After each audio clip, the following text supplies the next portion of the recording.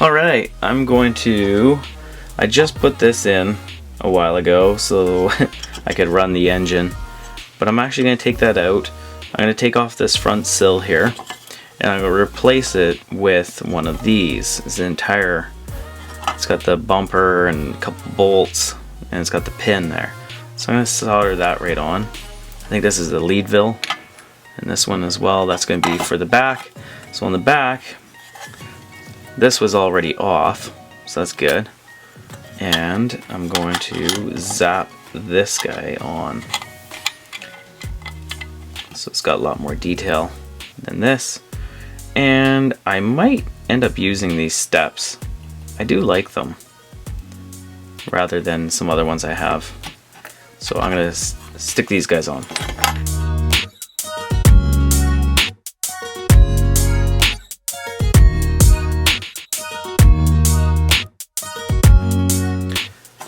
Alright, just going to cut some of this angle stuff off here so that I can put this beam in there, because it's just a little bit too narrow.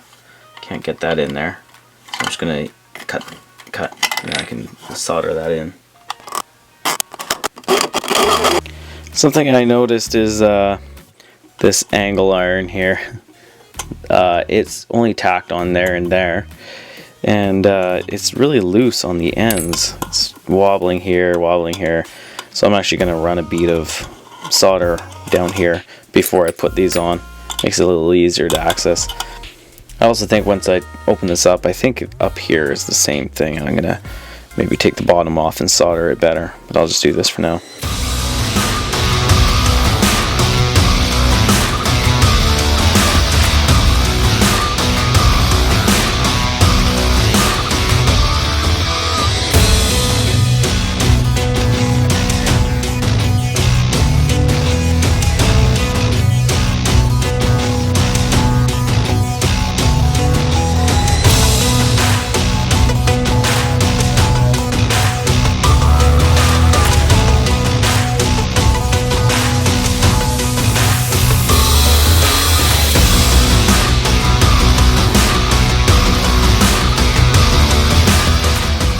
There we go.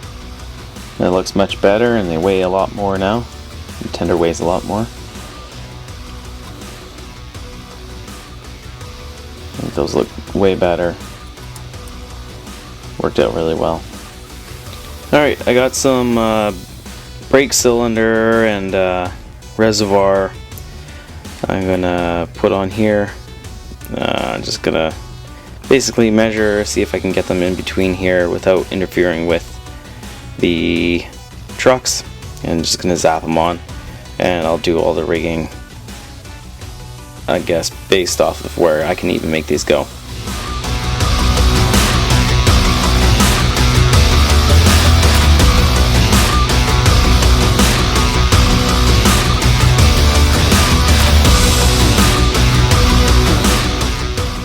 Okie dokie, I'm gonna do some plumbing, guess.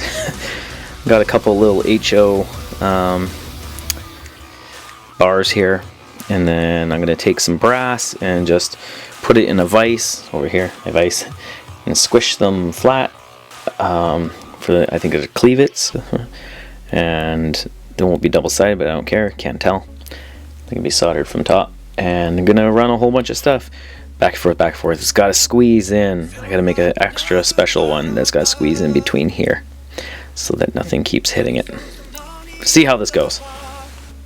There we go. We got that all plumbed up. So I got a reservoir here going under. It comes out here and goes to the loco. And then we have the piston pushing the rods, the brake levers. The one over here I had to really angle in, but at least I got one on there. It just had to clear that wheel. But yeah, looks pretty good.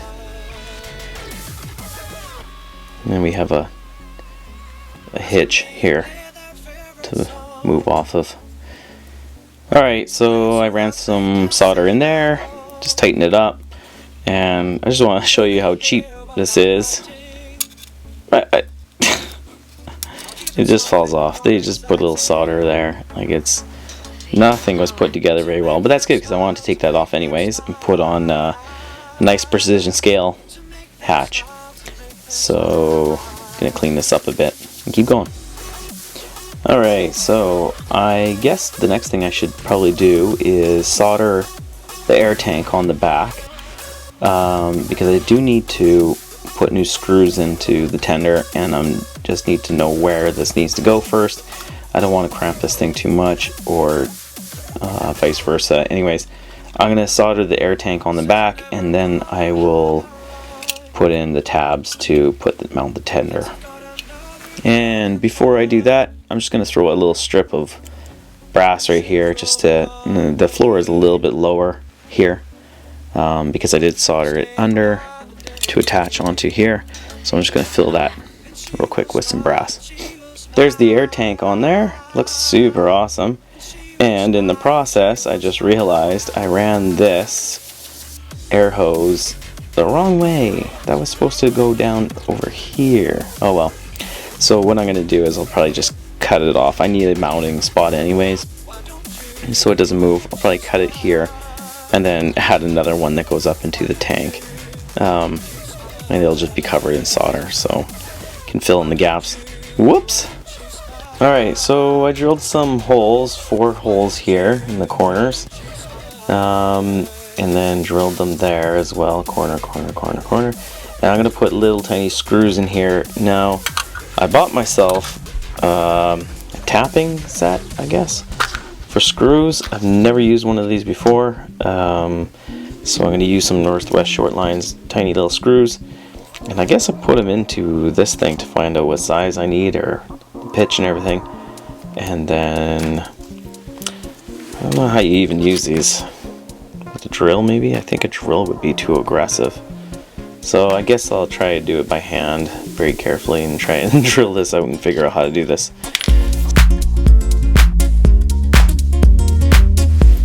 Wow, that tapping set is awesome. I just put it in a pin vise and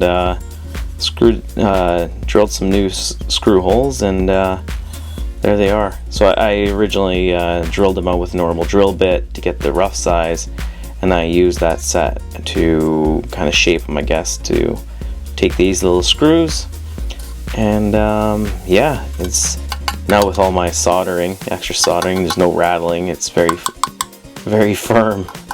It used to sound like a rattling can before, but now it's nice and tough. So I guess it's time to just finish detailing it, and I'm done. Woohoo! Alright, I'm gonna move on to putting the water hatch on, and another air tank, and then this back sill. It was this direction with these braces going that way, but I'm actually gonna do it the other way. Gives more room for this big fat ugly tank, and also you can see the detail from the front a little bit, and I'll just not have as much coal there. So it'll be something like that. Now, this is made by Precision Scale. Really nice hatch, and just with some wire I put the lid on. Nice and functioning. Pretty little box. Then this is the tank. Now this is a huge tank.